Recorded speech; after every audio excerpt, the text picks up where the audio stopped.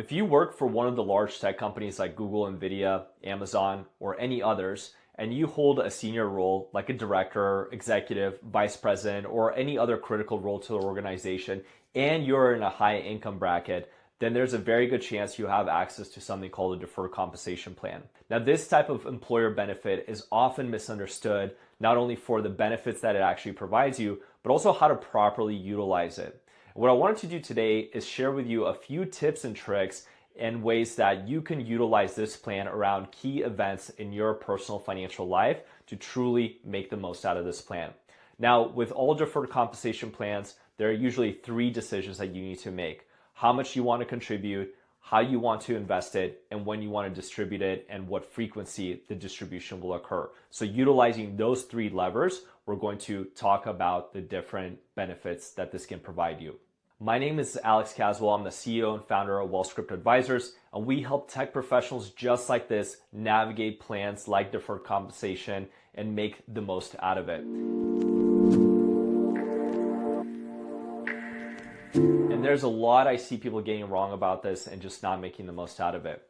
Now, before I even go into these tips and tricks, first, I always like to disclose these are really complicated plans, and for you to really make the most of them, you need to work with your tax advisor or financial advisor and understand that everything I'm about to share with you is not going to be applicable to everyone that may see this video. Before we even get into the benefits of a deferred compensation plan, let's just talk about some of the risks associated with them.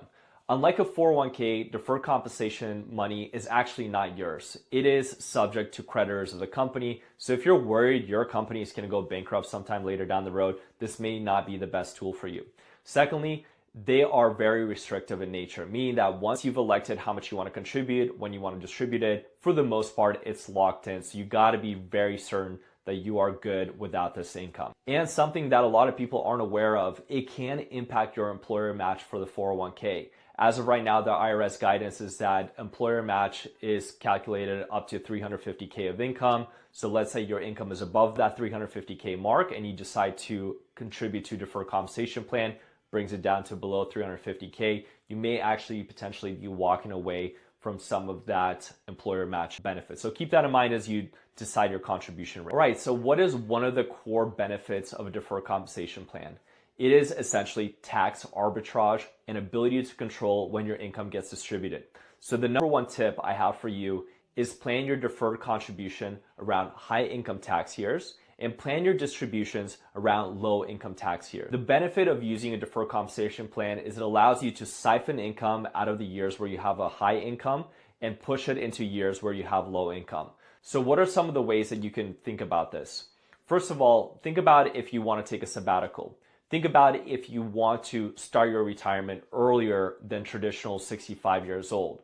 All of those are going to be periods where your income is going to be lower, and this would essentially indicate and signify when you should start making the distribution. You also may want to change your career path. Maybe you want to slow down a little bit, sit on a board, and your income overall will be lower during those periods of time. So what you're essentially doing is you're shuffling income from high income years to low income years. So that's tip number one, is plan accordingly based on what tax bracket you're in now and when you think you will be in a lower tax bracket. Another big tip to consider is plan deferred compensation around big income events. When you set up deferred compensation plan, you have to do it the year prior. Usually sometime around November, December is when the election occurs. And so if you know that the following year you're going to have a high income year from things like big bonuses or selling your appreciated home or selling some of your employer stock or having options being exercised, this is a great time to lower your salary, your base, your bonus, and then recognize those larger income events at a lower tax bracket. So what essentially you're doing is you're matching a high income tax year with a larger contribution to deferred compensation plan. And tip number three, the benefit of a deferred compensation plan is that you can invest in it as you see fit, and any trades and rebalancing that you do within it is going to be 100% tax-free. And where is this going to be especially beneficial for those of you working in tech? If you have accumulated a large portion of your employer's stock and it makes a big part of your overall asset allocation or your investments, then what you could do is you can invest in the deferred compensation plan in a way that balances out that investment in your company's stock, whether by investing in more international, more value, more fixed income, whatever it is that you need to do in order to create better diversification and balance across your overall investments. All right, so let's review these 3 tips. Lever number 1 is the ability to choose when to distribute the deferred compensation plan.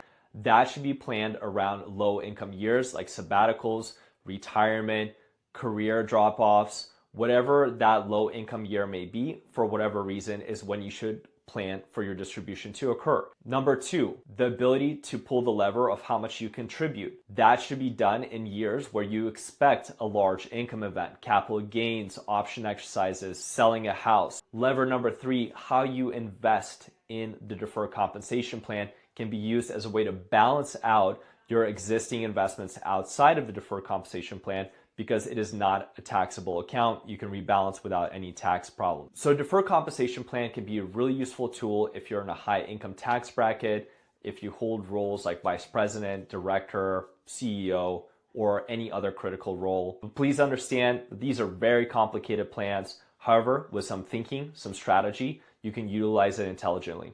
And if you want to learn more about how these plans operate, check out our blog on mywealthscript.com, where you can read more about these tips and get a better understanding of how deferred compensation works.